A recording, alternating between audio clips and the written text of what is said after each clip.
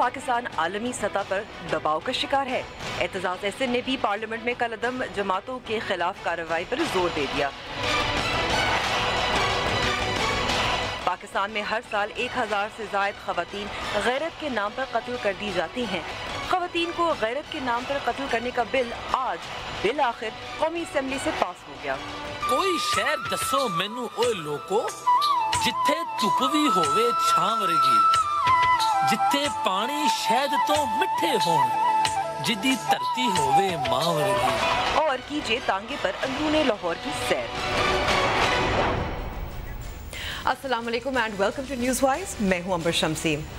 पाकिस्तान को सिफारती तौर पर तनहा किया गया है कि नहीं, इस पर बहस अलग है, लेकिन आज पार्लियामान के मुश्तरका इजलास में पीपल्स पार्टी के सेनेटर एतजाज़ एहसन ने कहा कि पाकिस्तान की सिफारती तन्हाई की एक वजह वो गैर रियासती अनासर हैं जिन्हें मुल्क में आज़ादी दी जाती है और उनके खिलाफ कार्रवाई की जानी चाहिए।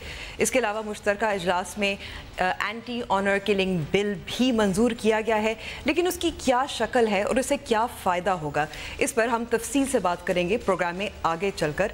लेकिन शुरू करते हैं टॉप से और शुरू करते हैं एतजाज़ एहसन के उस तकरीर से और उसका एक क्लिप पहले सुनते हैं। हुकूमत नॉन स्टेट एक्टर्स की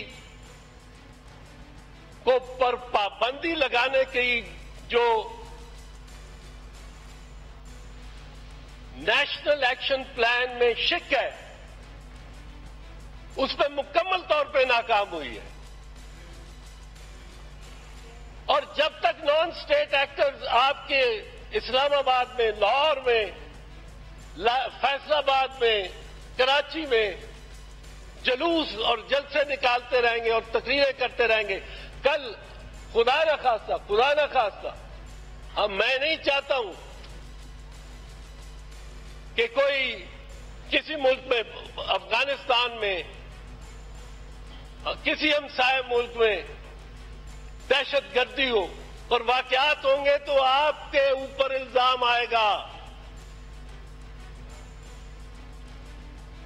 उन नॉन स्टेट एक्टर्स का इल्जाम आप पे आएगा जो इंडिया के साथ उनकी आंख में आंख मिला के और जिस तरह उन्होंने पाकिस्तान की फॉरेन पॉलिसी को बढ़ाया है, आजकल तो फॉरेन पॉलिसी है ही कोई नहीं। नॉन स्टेट एक्टर्स, इन पर बहस छिड़ गई है, लोग बातें कर रहे हैं, चाहे सोशल मीडिया पर हो, और इसमें फिर अलग क्या बहस तो हो गई है, लेकिन आगे क्या हो सकता है, इस पर बात करने के लिए हमारे साथ स्टूडियो में मौजूद हैं दिफाई तज्जियाकार ब्रिगेडियर रिटायर्ड साद मोहम्मद, बहुत बहुत शुक्रिया वक्त देने का, और सीनियर सहाफ़ी उमर फारूक, थैंक यू। सबसे पहले आपसे शुरू करते हैं। एतजाज़ एहसन ने बहुत स्ट्रॉन्ग वर्ड्स में ये बात कही कि आज़ादी से फिरते हैं, कार्रवाई की जाए, से पाकिस्तान सिफारती तौर पर तनहा भी हो रहा है।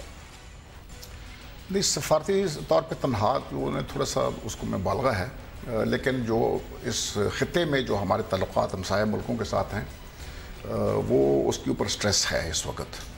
और वो स्ट्रेस जो है, जो उन्होंने जिसकी वो बात कर रहे थे कि जो नॉन स्टेट एक्टर्स हैं वो पाकिस्तान के लिए मसाइल पैदा कर रहे हैं और हमारी डिप्लोमेसी के ऊपर एक ड्रैग शूट है। तो और उससे अलावा जो आपके सिविल लॉ इन्फोर्समेंट एजेंसीज़ हैं और आपकी जो फॉरेन ऑफिस है, वो कहते हैं कि हम काम नहीं कर सकते उस तरह क्योंकि इन लोगों को पुश्तनाही मिलती है सिक्योरिटी इस्टेब्लिशमेंट से। अभी जनरल राहील शरीफ ने तो मेरे ख्याल में जो अखबारों में आया, मुझे तो पता नहीं है, लेकिन अखबारों में उन्होंने कहा कि जी आप करें जो एक्शन आपने करना है। तो अभी ये इनका काम है कि इनको कन्फ्रंट करें, बिकॉज ये तो काम तो सिविल लॉ इन्फोर्समेंट का है, मिलिट्री का काम नहीं है कि उनको, और जब उनको वहाँ से इजाज़त मिल गई है। और मैं बिल्कुल इसके साथ मुत्तफ़िक हूँ कि जो मोनोपोली ओवर वायलेंस है वो स्टेट के पास होनी चाहिए। लेकिन ब्रिगेडियर साहब, जब से ज़रब-ए-अज़्ब ऑपरेशन लॉन्च किया गया है, बार बार यही कहा जा रहा है कि बिला तफरीक कार्रवाइयाँ की जा रही हैं। मेरे ख्याल में जो कुछ लोग हैं और उसको प्रायोरिटाइज़ करना मेरे ख्याल में मिलिट्री का अच्छा डिसीजन था, क्योंकि वो लोग जिन्होंने ज़मीन पे कब्ज़ा किया हुआ था पहले उनके ख़िलाफ़ जाना है, जैसे नॉर्थ वज़ीरिस्तान में हो गए या बाकी जो उसमें था, तो पहले आप उनको उनके साथ डील करें, क्योंकि स्टेट की कैपेसिटी ये होगी कि पूरे मुल्क में एक जंगी सूरत हाल आ जाए। और ये इनके पास इतनी ताकत अभी बन गई है کہ ایک سول وار شروع ہو سکتی ہے. تو آپ چاہیں گے کہ آپ ایک صوبے میں یا ایک علاقے میں یہ کریں, کراچی کو کنٹرول ہوتا ہے نا, ہاں اس کو کریں, اور اس کے بعد نیکسٹ فیز میں جب آپ نے اس کو کر دیا اور ان کو آپ نے نیوٹرلائز کر دیا تو پھر آپ ان لوگوں کے خلاف بھی جائیں جو باقی ملک کے دیگر حصوں میں ہیں. تو یہ پرائرٹائزیشن اربن سینٹرز میں بھی موجود ہیں, which is much more difficult. Urban centres میں بھی موجود ہیں جو بہت زیادہ پنجاب میں خصوصاً چونکہ پنجاب سینٹر آف گریوٹی ہے, اور اس کو اگر ڈی اسٹیبلائز کیا گیا تو پاکستان کے لیے بہت مشکلات پیدا ہو سکتی ہیں. آپ کا ایگریکلچر ادھر ہے, آپ کے انڈسٹریل بیک بون ادھر ہے, تو میرے خیال میں اس کے اوپر بہت سوچ سمجھ کے آگے چلنا ہوگا. اس کے اوپر کوئی ریش ڈیسیشن یا ایسے بالکل بغیر پلاننگ کے اس کے اوپر چلنا جو ہے یہ کافی مسائل کھڑے کر سکتا ہے. عمر, جو یہ بحث چھڑی ہے, باتیں ہوتی رہیں گی, کچھ آگے کیا ہو سکتا ہے ممکنہ طور پر, کیونکہ اگر آپ دیکھیں امریکہ کے جو اسٹیٹمنٹس بیانات بھی آئے ہیں جو پاکستان انڈیا کی کشیدگی جو چل رہی ہے اس کے بارے میں, ان کا یہی کہنا تھا کہ دونوں بات چیت کریں لیکن پاکستان کو ان نان اسٹیٹ ایکٹرز کے خلاف کارروائیاں کرنی چاہیے. تو میسج وہاں سے بھی آ رہا ہے. جی میسج بہت اسٹرانگ ہے, میرا خیال چاروں طرف سے آ رہا ہے, امریکہ سے بھی آ رہا ہے, ہمسایہ ملکوں کی طرف سے بھی آ رہا ہے. آج جو رپورٹ ہوا ہے کہ شاید چائنا کی طرف سے بھی اسی طرح کو میسج آیا ہے. لیکن ایک بات جو ہے نا, ایک امپریشن ہے, ایک پرسیپشن ہے, ایک ریالٹی ہے. لیکن نا جب ضرب عزم شروع ہوئی ہے, ضرب عزم کے شروع ہوتے ساتھ ہی یہاں پر پنجاب اور دوسرے صوبوں میں انٹیلیجنس بیسڈ آپریشنز شروع ہو گئے تھے. میرا خیال ہے لاسٹ جو chief of the army staff نے اسپیچ کی ہے اس میں انہوں نے شاید اس کی تعداد بھی بتائی ہے 21,000 انٹیلیجنس بیسڈ آپریشنز, جس میں پنجاب بیسڈ ملیٹنٹ گروپس کو چیز کیا گیا, ان کو ہٹ کیا گیا, پکڑا گیا, ان کو گرفتار کیا گیا, راؤنڈ اپ جو بھی وہ پروسیس ہوتا ہے. تو یہ کارروائیاں تو ہو رہی ہیں, لیکن اس کے ساتھ اصل میں اس کا جو نتیجہ جو نہیں نکل رہا کہ انڈیا میں بھی کراس بارڈر اٹیکس ہو جاتے ہیں اور افغانستان میں بھی کراس بارڈر اٹیکس ہو جاتے ہیں, اور عمر اس کا سارا بلیم پاکستان پہ آ جاتا ہے. بلیم پاکستان پہ آتا ہے. اور یہ کون سی تنظیمیں ہیں, ان کے بارے میں کیا مزید تفصیلات ہیں, یہ بریک کے بعد ہم جانیں گے اور بات چیت کو بھی آگے بڑھائیں گے.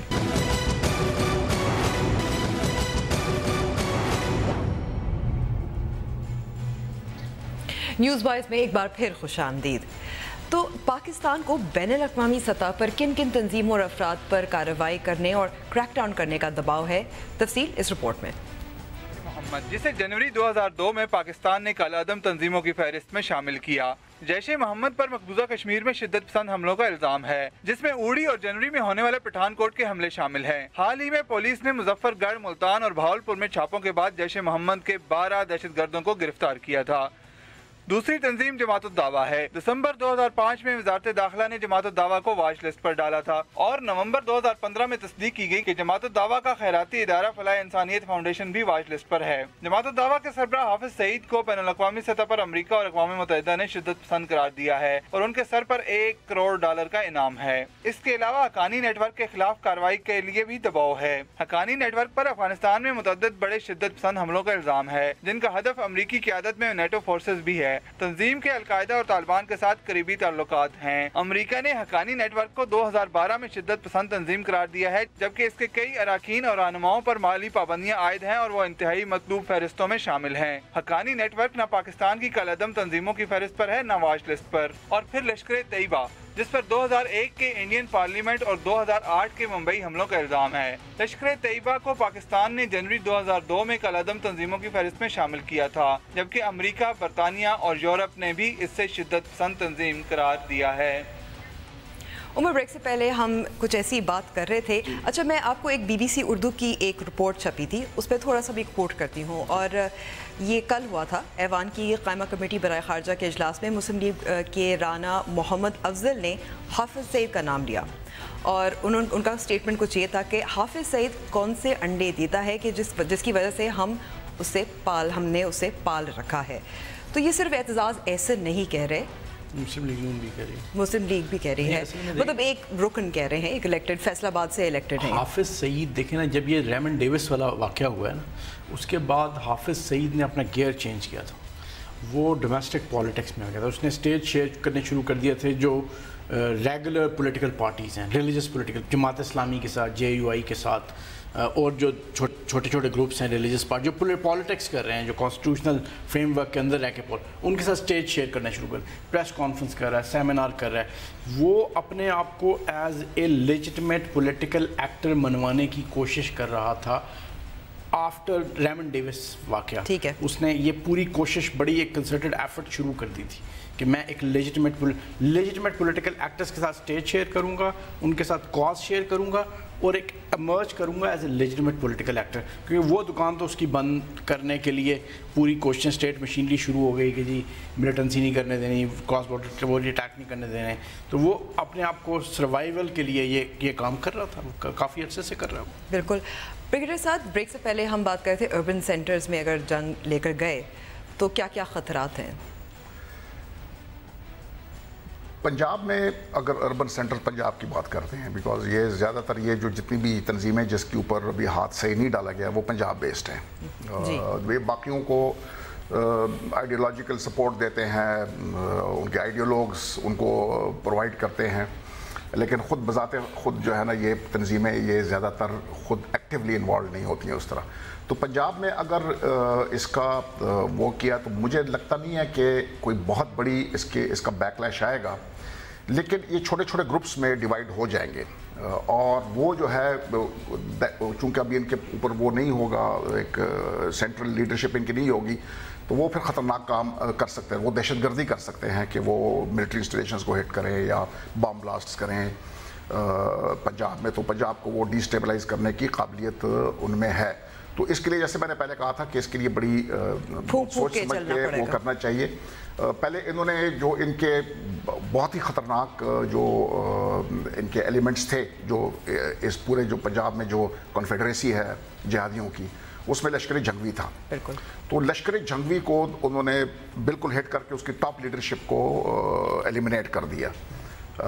وہ چاہے مظفر گڑھ میں کیا، کچھ لاہور میں کیا، کچھ باقی پنجاب کے ایک اور اس میں. لیکن پھر وہ مطلب وہ بلوچستان اور کراچی، ہاں بلوچستان میں بھی ان کو دھچکا لگا، ایک ان کے جو ٹاپ لیڈرشپ تھی اس کو انہوں نے کیا. تو بلوچستان میں بھی دیور لائنگ لو ابھی دوبارہ انہوں نے تنظیم کر لیا.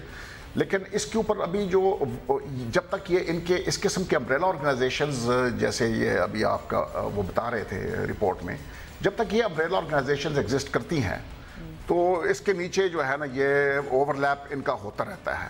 یہ کبھی ادھر آ جاتے ہیں بندوق رکھ کے تو یہ ادھر بیٹھ جائیں گے اور تقریر سنیں گے، جیسے انہوں نے کہا کہ وہ ابھی پولیٹیکل ایک اپنا ایک فیس دینا چاہتے ہیں، تو وہ ان کے ساتھ ریلیوں میں بیٹھ جائیں گے.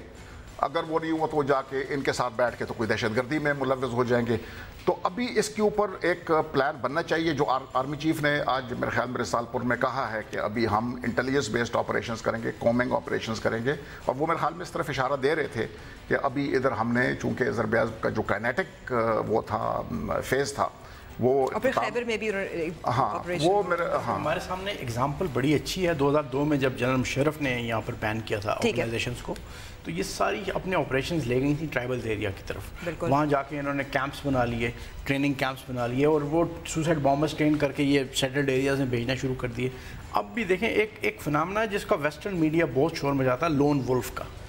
یعنی آپ سر اڑا دیتے ہیں آرگنائزیشن کا، ملیٹنٹ آرگنائزیشن کا، پھر وہ جو ہر بندہ ہے نا وہ اپنے طور پہ ڈسپرس ہو جاتا ہے سوسائٹی میں، ایڈجسٹ کر جاتا ہے اور موقع کے انتظار میں رہتا ہے. اور پھر چھوٹے چھوٹے اسپلنٹر گروپس ہوتے ہیں اور پھر وہ سافٹ ٹارگٹس کو وہ ہونا چاہیے نا کہ یہ بالکل وہ یہ شاخ تراشی ہے، یہ مطلب ہے کہ وہ کر رہے ہیں. ابھی پاکستان میں سب سے بڑا مسئلہ جو ہے وہ ایکسٹریمزم کا ہے. جو ایکسٹریمزم جو ہمارا اسٹیٹ نیریٹو ہے وہ ایکسٹریمزم کو نرچر کرتا ہے.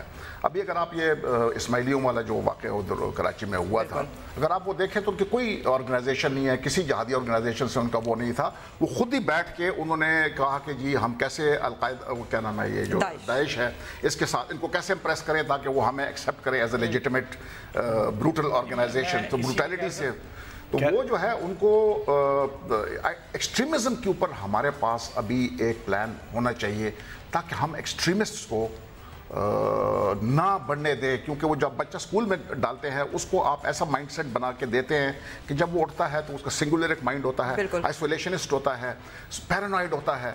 उसमें से आपने उसको निकालना है ताकि वो प्लूरल बन जाए, एक बाकी एक्सेप्ट करें कि ये दुनिया में और भी मज़ाहिब हैं, दुनिया में और भी फ़िरक़े हैं, दुनिया में और भी ममालिक हैं, और उनके साथ बैठ के बातचीत करना कोई वो नहीं है। और सारी दुनिया हमारे पीछे नहीं लगी हुई है कि पाकिस्तान को तबाह करने के लिए सारी दुनिया बैठी हुई है, रोज़ाना कोई कॉन्फ्रेंस कही होती है और वो पाकिस्तान जो है वो तबाह करने के लिए उन्हें प्लान बना रहे हैं। उमर, 2 जुमलों में, क्योंकि हमारे वक्त बहुत कम है, आपने नहीं, मैं ये कह रहा था ना कि ये ख़तरा, ये अगर आप इन ऑर्गेनाइजेशंस को कुचलना शुरू कर देते हैं ना, इनकी टॉप लीडरशिप को कुचलना शुरू कर देते हैं, अरेस्ट कर लेते हैं या मार देते हैं, तो मसला वही लोन वुल्फ वाला आपको फिर फिक्रमंदी होनी चाहिए कि आपके तरफ लोन वुल्फ आएंगे जो निकलेंगे, अपने ऑन देयर ओन ऑपरेट कर रहे होंगे, उनको कोई सेंट्रल ऑर्गेनाइजेशन हेड कोई कंट्रोल नहीं कर रहा होगा, वो ज़्यादा ख़तरनाक होंगे पाकिस्तानी सोसाइटी के लिए। हमारे पास वक्त ख़त्म हो गया है और ब्रेक पे जाना है। शुक्रिया मेरे मेहमानों का हमें वक्त देने का, और ब्रेक के बाद हम बात करेंगे एंटी ऑनर किलिंग बिल की, जो बिल आखिर मंजूर हो गया है।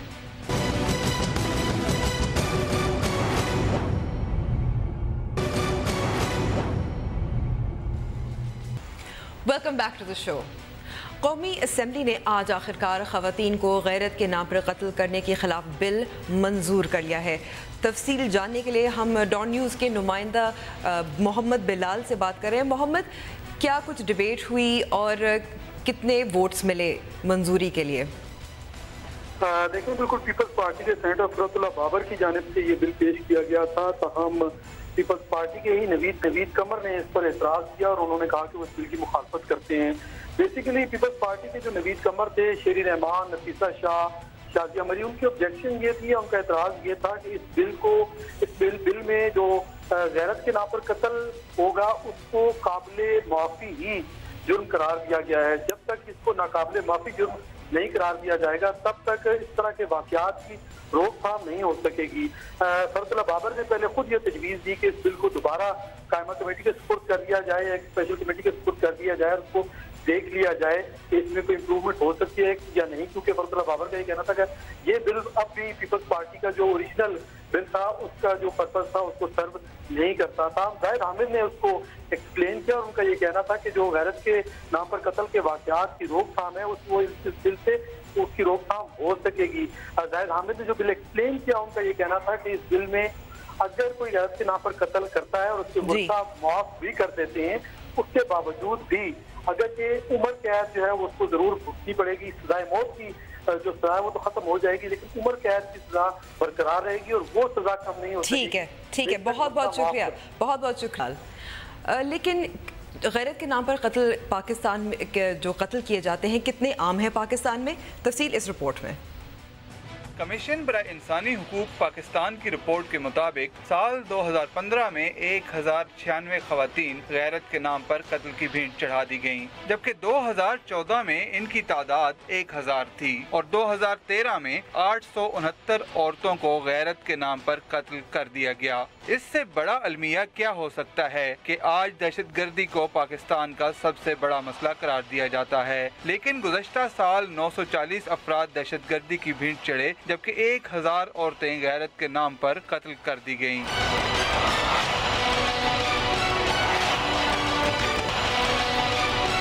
गैरत के नाम पर कत्ल के ज्यादातर मुकदमात में खानदान के अराकीन ही मुलव्वस पाए जाते हैं और उनमें सजाओं की शरह लगभग 0 के करीब है, क्योंकि बेशतर मुकदमात में मुल्ज़िमान उसी खानदान के रुकन होते हैं जिन्हें मकतूल के वर्सा माफ कर देते हैं। कंदील बलोच केस हो, कोहिस्तान खवातीन केस हो, एबटाबाद में जलाई जाने वाली साइमा का मामला हो या गोजरावाला की सबा का केस हो, आज तक सब के सब अदम सबूत या पुलिस का अदालत में चालान न पेश करने पर मंतकी अंजाम को नहीं पहुंच सके और मुल्ज़िमान या तो छूट गए या जमानत और राजीनामा पर आज़ाद हो गए।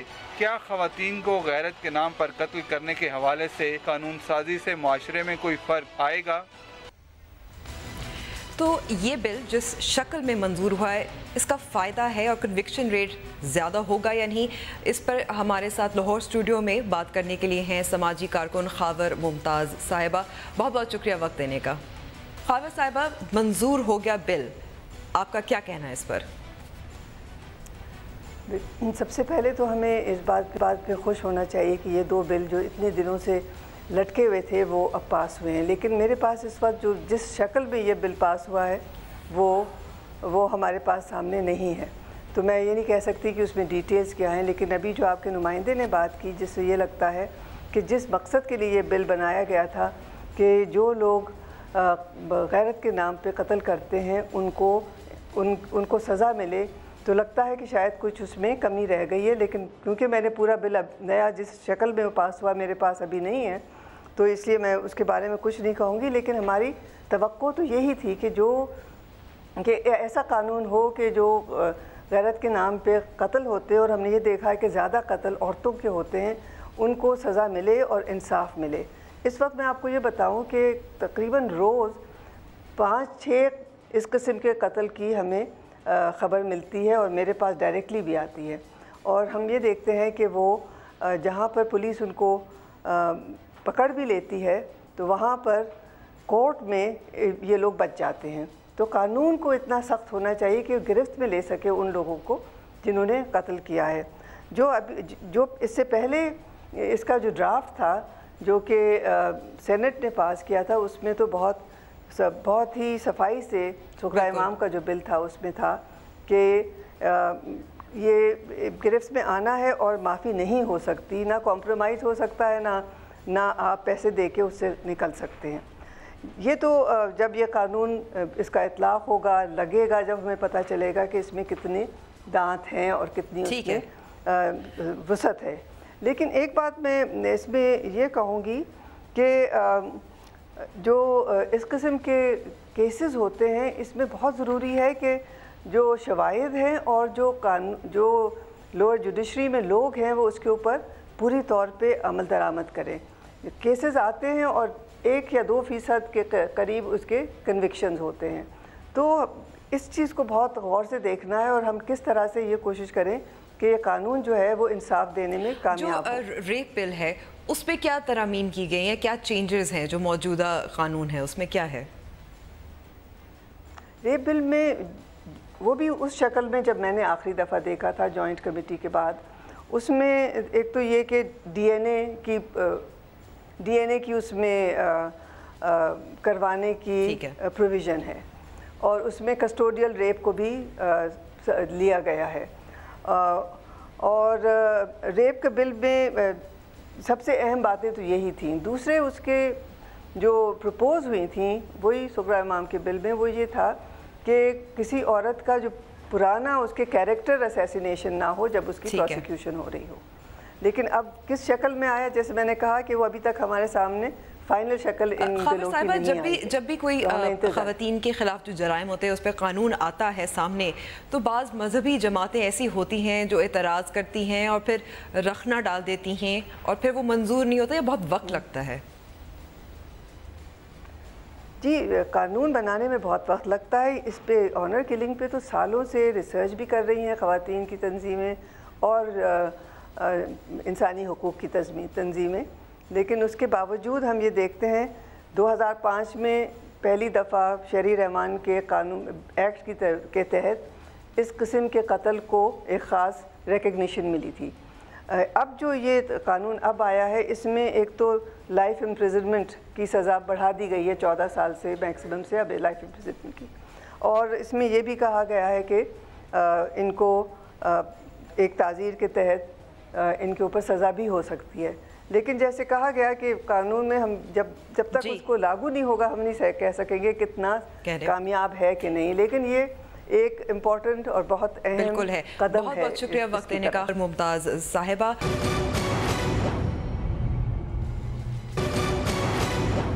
لیکن ہم نے اب بات کرتے ہیں لاہور کی۔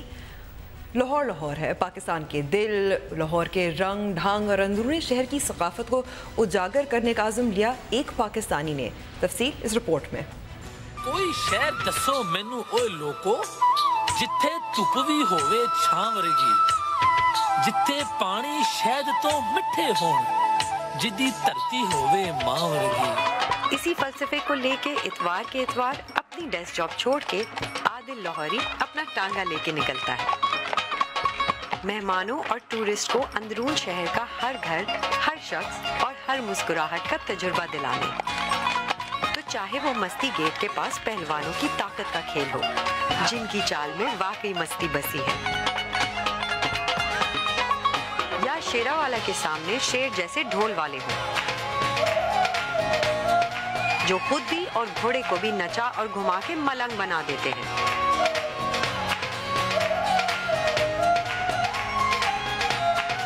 या हो पुराने गवाल मंडी का जायका, जहां छोले, हलवा, कुलचा हजम होता है तो दिल और बर्फ से बनी ठंडी लस्सी से, जिसकी धार नहीं टूटती।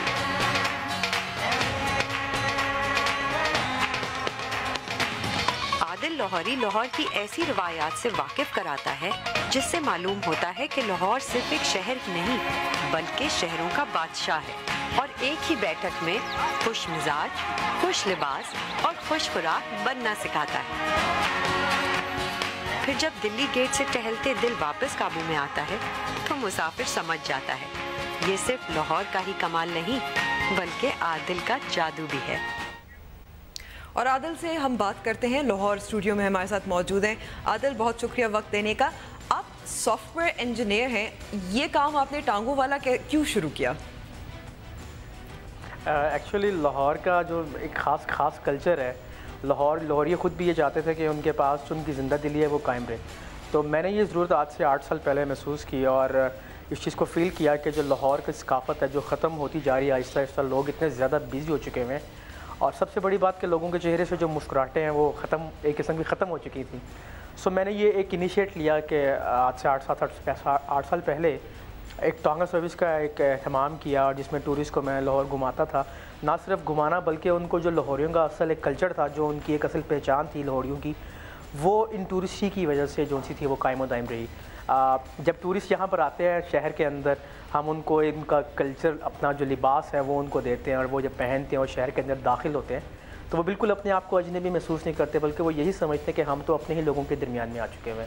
तो लाहौरियों की जो ज़िंदा दिली है और जो उनकी खुश मिजाजी है और खुश खुराकी जो उनसी है, वो सारा ही जो एक हमने एक इसके लिए एक ऑर्गेनाइज इवेंट करते हैं जिसमें ये सब टूरिस्ट। आदिल, क्या आप कोई चार्ज करते हैं इस इवेंट के लिए, जो आप दौरा दिलवाते हैं लोगों को? नहीं, एक्चुअली इसमें ऐसा होता है कि मोस्टली अगर तो वो ट्रांसपोर्ट यूज़ करते हैं तो ऑब्वियसली उसके हम लोग चार्ज करते हैं। बाकी जो हमारी वॉलंटियरली जो सर्विसेज हैं वो हम लोग हर संडे के संडे टूर्स को ऑर्गेनाइज़ करते हैं। मोस्टली इसमें होता है कि अगर कंपनी हमको कोई स्पॉन्सर कर देती है तो हम लोग चार्ज नहीं करते।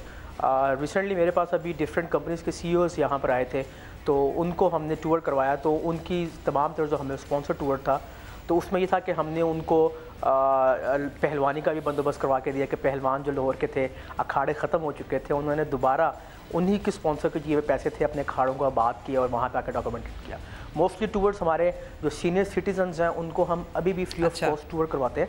हम लोग डिफरेंट जाते हैं घरों के अंदर जहाँ देखते हैं कि they are well off peoples जो टूर करते हैं हमारे साथ, लेकिन हमारी अपनी खुशी होती है। मेरे अपने पेरेंट्स भी बाकायदा जो उनसे वो टूर करते हैं टांगों में बैठ के, तो दूसरों के पेरेंट्स भी हैं, हम उनको फ्री ऑफ कॉस्ट सर्विसेज देते हैं और वो आते हैं, शहर देखते हैं। और जैसे लाहौरियों का जो ख़ास जिंदा दिली का एक कल्चर है, वो जब बुजुर्ग वहाँ जाते हैं। अंदरून शहर से ताल्लुक़ रखते हैं आप भी? अंदरून शहर से आपका ताल्लुक़ है? जी बिल्कुल जी, मेरे फादर्स उनसे हैं, वो बेसिकली वॉल सिटी से बिलोंग करते हैं और हमारे जद्दी पुश्ती लोग। और वॉल सिटी का वैसे भी एक फॉर्मल टूर भी शुरू किया गया था, मेरे ख्याल में हुकूमत पंजाब ने किया था। जी, वॉल सिटी अथॉरिटी ने उसको किया था, बट अनफॉर्चुनेटली शायद गवर्नमेंट को ये काम करना चाहिए था, जो एक मतलब मैं आम शहरी होकर ये काम कर रहा हूँ, अनफॉर्चुनेटली सपोर्टिव कोई नहीं। अच्छा, तो कितने आपके पास टूरिस्ट आते हैं?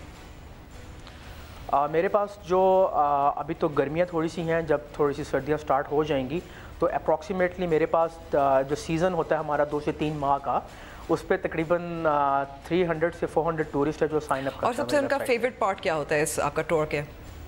सबसे ज़्यादा फेवरेट पार्ट उनमें 2 चीज़ें होती हैं। एक तो ये है कि हम जिस गली से उनको गुजारते हैं वहाँ पे वो फैमिलीज़ खड़ी होती हैं, ऊपर छतों पे अपने घरों पे ख़वातीन खड़ी होती हैं, वो जब उन पर गुलाब की गुलबाशी करती हैं, पत्तियाँ फेंकती हैं, तो वो उनको लगता है जैसे कि हम लोग शायद हमारी असल रिस्पेक्ट ही लाहौर वाले हमें लुटा रहे हैं। और फिर लोगों का घुल मिलना आपस में जैसे कि बहुत सदियों से जानते हैं, तो वो एक जो ख़ास उनकी प्यार मोहब्बत का एक जो हमने एलिमेंट जोड़ा हुआ है वो कायम दायम। आदिल लाहौरी, बात करने का बहुत बहुत शुक्रिया, लेकिन न्यूज़ वाइज का वक्त ख़त्म हो गया है। उम्मीद है टेक्निकल डिफिकल्टी के बावजूद आपको प्रोग्राम पसंद आएगा। अगर आप हमसे रब्ता करना चाहें तो हमारा फेसबुक और ट्विटर हैंडल मौजूद है।